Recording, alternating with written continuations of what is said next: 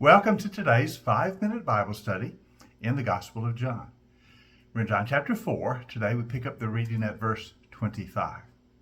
Now we've been looking at this conversation between Jesus and the Samaritan woman, the conversation by the well.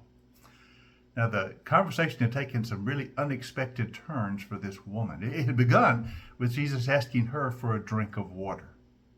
And then it turned to living water. He said he could provide her with living water. She did not understand what he meant because he was speaking about spiritual realities. And then somehow the conversation turned to her past life, which had been a personal catastrophe for her. And Jesus seemed to know this, which led her to perceive that he was some kind of prophet. And so she turned the conversation to religious things like, where should you worship? Here in Samaria on our mountain, or in Jerusalem at the temple? And Jesus told her, God wants worshipers who worship in spirit and in truth. Again, emphasizing the spiritual reality. Now she's perceived that he is a very important figure. So notice what she says next in verse 25.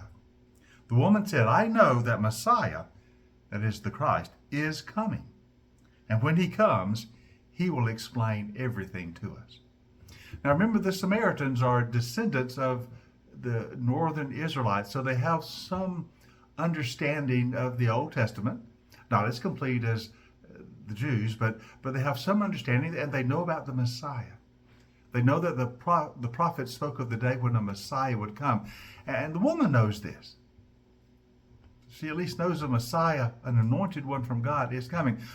You are talking about things I do not understand, the woman is saying. But we know that one day the Messiah will come. He will explain all these things to us. And notice how Jesus responds. Jesus declared, I, the one who speak to you, I am he.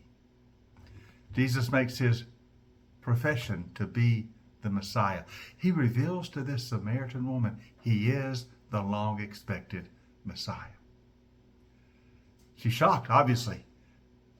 She doesn't know what to say.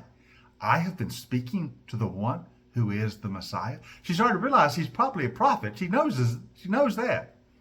But now he says he's the Messiah. Now just then, his disciples returned. You remember they had gone into the town to buy some food. Just then the disciples returned. They were surprised to find Jesus talking with a woman. But no one dared to ask him, what do you want, or why are you talking with her? And leaving her water jar, remember she had come to draw water, leaving her water jar, the woman went back to the town and said to the people, come and see a man who told me everything I have ever done. Could this be the Messiah? They came out of the town and they made their way toward him. The woman goes back into the town and she becomes a witness to Christ. She quickly spreads the word. Listen, there's some guy out by the town well. He's Jewish, but he seems to know everything about my past. He's got insight he should not have. Could he be the Messiah? Maybe he is. And she draws enough interest and attention to what she has told them about this stranger, this man, Jesus, that they all come out to see for themselves. What an evangelist she was.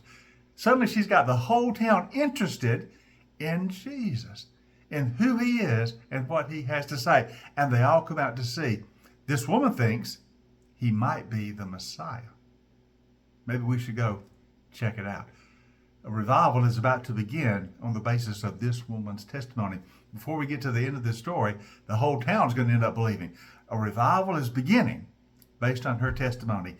And her testimony is based on that conversation we had with Jesus. Isn't it interesting how sometimes the most what we think are routine conversations can suddenly become alive with the presence of God? This woman had made a normal trip to the well, engaged in an unexpected conversation with a prophet, as she discovered, who was more than a prophet, the Messiah. And if he's the Messiah, this is probably what she's thinking, if he's the Messiah, that living water he spoke of is a reality. I can have that living water. Not only me, but the town can have it. And so she's got everyone turned out to see if they can receive living water from the Messiah, from Jesus. Join us tomorrow as we continue looking at this conversation between Jesus and the Samaritan woman in our 5-minute Bible study in the Gospel of John.